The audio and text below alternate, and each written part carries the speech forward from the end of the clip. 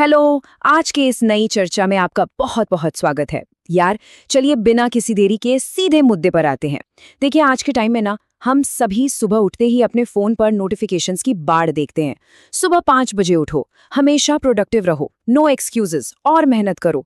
मतलब हर तरफ से हमें बस यही ज्ञान मिल रहा है ना। सोशल मीडिया खोलो तो बस यही सब छाया हुआ है। ऐसा लगने लगता है जैसे हर कोई हमें चीख चीख कर बता रहा है कि हम जो है वो काफी नहीं है, हमें बस हर वक्त एक मशीन की तरह काम करते रहना चाहिए। पर क्या सच में ऐसा है? और यहीं से ना हमारी आज की इस चर्चा का सबसे बड़ा और अहम सवाल खड़ा होता है। क्या खुद को बेहतर बनाना, जिसे हम सेल्फ इम्प्रूवमेंट कहते हैं, क्या वो वाकई इतना थका देने वाला होना चाहिए? जरा सोचिए। अक्सर हम अपनी लाइफ को सुधारने के लिए बड़े बड़े कदम उठाते हैं, अचानक से बहुत मोटिवेटेड फील करने लगते हैं, लेकिन नतीजा क्या होता है? हम मानसिक रूप से पूरी तरह से टूट जाते हैं, खुद को अंदर से एकदम खाली और थका हुआ महसूस करते हैं। चलिए समझने की कोशिश करते हैं कि आखिर ऐसा क्यों होता है। देखिए होता क्या है। दिन भर हम बाहरी दुनिया की टेंशन से लड़ते हैं, ऑफिस का काम, पढ़ाई या घर की जिम्मेदारियां। और फिर रात में हम खुद को फिक्स करने के लिए एक पूरी ओवरलोड चेकलिस्ट तैयार कर लेते हैं कि भाई कल से हार्डकोर वर्कआउट करना है, मेडिटेट करना है, जर्नल लिखना है, सोशल मीडिया छोड़ना है, ठंडे पानी से नहाना है। मतलब सब कुछ एक ही साथ। हम दिन भर की भयंकर थकान के ऊपर खुद को बेहतर बनाने का एक और भारी भरकम प्रेशर अपने दिमाग पे डाल लेते हैं। पता है, एक बहुत ही गहरी बात कही गई है कि ज्यादातर लोग सेल्फ इम्प्रूवमेंट इसलिए छोड़ देते हैं क्योंकि वे अनजाने में इसे अपनी दूसरी फुल टाइम नौकरी बना लेते हैं। और यार ये बिल्कुल सच है, 100%। जब खुद को बेहतर बनाने की ये पूरी प्रोसेस इतनी ज्यादा थकाऊ बन जाती है ना, तो वो कोई सुधार नहीं रह जाती, बल्कि वो खुद से नफरत करने का एक जरिया बन जाती है। हर दिन जो गोल्स हम पूरे नहीं कर पाते, वे हमारे अंदर सिर्फ गिल्ट, यानी एक अजीब सा अपराध बोध पैदा करते हैं। और हम बस यही सोचते रह जाते हैं कि यार आज भी मैं डिसिप्लिन्ड नहीं रह पाया। तो चलिए अब हम इस विश्लेषण के पहले मुख्य हिस्से की तरफ बढ़ते हैं, दिमाग और बर्नआउट। ये पूरी तरह से एक मनोवैज्ञानिक लड़ाई है। हम अक्सर खुद से पूछते हैं ना कि मोटिवेटेड होने के बाद भी हम कंसिस्टेंट क्यों नहीं रह पाते। सच तो ये है कि असली समस्या हमारा आलस है ही नहीं, ये दरअसल अवचेतन खतरा या सबकॉन्शियस थ्रेट है। बात बहुत सिंपल है, जब हम अपनी रूटीन को बहुत ज्यादा कॉम्प्लिकेटेड बना देते हैं ना, तो हमारा अवचेतन मन तुरंत स्ट्रेस में आ जाता है। वो इन अचानक से हुए बड़े बदलावों को ग्रोथ की तरह नहीं, बल्कि एक खतरे की तरह देखता है। जैसे ही कोई नई भारी भरकम आदत शुरू होती है, हमारा दिमाग तुरंत सोचता है, लो भाई अब फिर से प्रेशर, अब फिर से फेलियर और फिर से वही गिल्ट। अब जरा इस रैपिड बर्नआउट साइकिल को समझिए। ये समझना बहुत जरूरी है। आज का जो इंटरनेट कल्चर है ना, वो हमें सिखाता है कि बस 30 दिन में अपनी पूरी जिंदगी बदल डालो। तो हम क्या करते हैं, पहले ही दिन हम एक साथ 15 चीजें बदलने निकल पड़ते हैं, एकदम जोश में।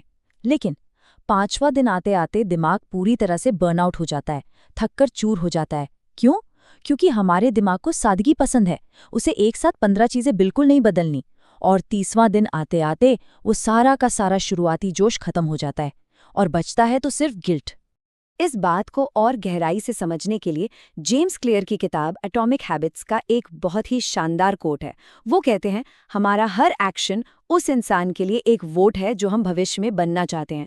सबसे पते की बात यहाँ ये है कि हमें रातों रात अपनी पूरी जिंदगी पलटने की कोई ज़रूरत नहीं है। हमें बस छोटे, लगातार और रोज़ वाले वोट देने हैं।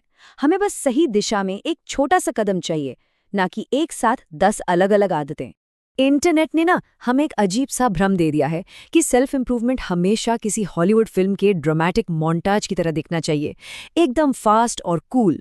लेकिन असलियत में सच्चा बदलाव बहुत ही बोरिंग और साधारण कामों से आता है। सस्टेनेबल और आसान आदतें बनाना ही लंबे समय वाली सफलता की असली चाबी है। जो इंसान अपनी कैपेसिटी के हिसाब से छोटे छोटे कदम उठाता है ना, वो 6 महीने बाद कहीं ज्यादा स्टेबल होता है, उसके मुकाबले जो बस एक हफ्ते में ही हार मानकर बैठ जाता है। और इसी के साथ हम आते हैं अपनी चर्चा के अगले अहम हिस्से पर। यह है तुलना करने का खतरा, जिसे हम इन्फ्लुएंसर का भ्रम भी कह सकते हैं। जब भी हम सोशल मीडिया स्क्रॉल करते हैं तो अक्सर हमें ऐसे भारी भरकम दावे देखने को मिलते हैं। मैं दिन में 16 घंटे काम करता हूँ, मैं अपना एक सेकंड भी वेस्ट नहीं करता, या मैं तो हमेशा डिसिप्लिन्ड रहता हूँ। अब सोचिए, जब हम और आप जैसे आम लोग इन अवास्तविक बातों को सुनते हैं तो क्या होता है? हमें लगने लगता है कि यार शायद हमारे अंदर ही कोई बहुत बड़ी कमी है। ये भ्रम हमें पूरी तरह से ये विश्वास दिला देता है कि अगर हम हर एक सेकंड प्रोडक्टिव नहीं है ना, तो हम जीवन में पूरी तरह से असफल हैं। लेकिन यहाँ सबसे दिलचस्प बात यह है कि हमारा खुद के साथ रिश्ता कैसा है। ये याद रखना बहुत ज़रूरी है कि हम इंसान हैं यार, कोई मशीन नहीं। जब हम लगातार खुद को क्रिटिसाइज करते हैं, खुद को कोसते हैं, तो उससे सिर्फ डर पैदा होता है और हम चीज़ों को टालने लगते हैं। हमारे दिमाग को सच में आराम चाहिए, उसे धीमे दिनों शांति की ज़रूरत होती है। जब हम खुद के प्रति थोड़ी समझ और करुणा दिखाते हैं ना, तब हमारा दिमाग सेफ फील करता है और बस यहीं से लंबे समय तक टिकने वाली कंसिस्टेंसी जन्म लेती है। सेल्फ इंप्रूवमेंट का मतलब खुद से कोई युद्ध लड़ना नहीं है। तो सवाल ये है कि फिर इस थका देने वाले ट्रैप से बाहर कैसे निकलें? चलिए इस विश्लेषण के आखिरी और सबसे काम के हिस्से की ओर बढ़ते हैं, सादगी की ताकत और इसके व्यवहारिक समाधान। बर्नआउट के इस भयानक चक्र से बचने के लिए मैं आपको 3 बहुत ही शानदार नियम बताता हूँ। सबसे पहला नियम है सिर्फ और सिर्फ एक आदत चुनना। दूसरा नियम है हर बदलाव को इंस्टाग्राम पर दिखाने लायक या एस्थेटिक बनाना बंद करना। और तीसरा सबसे ज़रूरी नियम, आराम को पूरी तरह से अपनाना। चलिए देखते हैं कि इन्हें हम अपनी असल ज़िंदगी में कैसे लागू कर सकते हैं। पहले नियम का ना सबसे बेहतरीन उदाहरण ये है कि अगर आपको 1 घंटे का वर्कआउट बहुत भारी या असंभव लग रहा है, तो कोई बात नहीं, सिर्फ 10 पुशअप्स कर लीजिए। अगर 20 पेज की किताब पढ़ना नामुमकिन सा लग रहा है, तो यार सिर्फ 2 पेज पढ़ लीजिए। ऐसा करके हम असल में अपने दिमाग को ये सिग्नल दे रहे होते हैं कि ये नया काम कोई सज़ा नहीं है, इसमें कोई दर्द नहीं है। आदतों को इतना छोटा कर देने से ना हमारे अवचेतन मन को कोई खतरा महसूस नहीं होता और वो खुशी खुशी उस नई आदत को अपना लेता है। एक बात और समझना बहुत ज़रूरी है, प्रोग्रेस हमेशा किसी खूबसूरत मोटिवेशनल वीडियो जैसी नहीं दिखती। कभी कभी ना हीलिंग बस इतनी सरल होती है कि हम आज, कम से कम आज, खुद से नफरत नहीं कर रहे हैं। यकीन मानिए, किसी दिन सिर्फ खुद की आलोचना करने से बचना ही अपने आप में सेल्फ इम्प्रूवमेंट का एक बहुत बड़ा रूप है। हमें हर दिन कोई पहाड़ थोड़े तोड़ना है।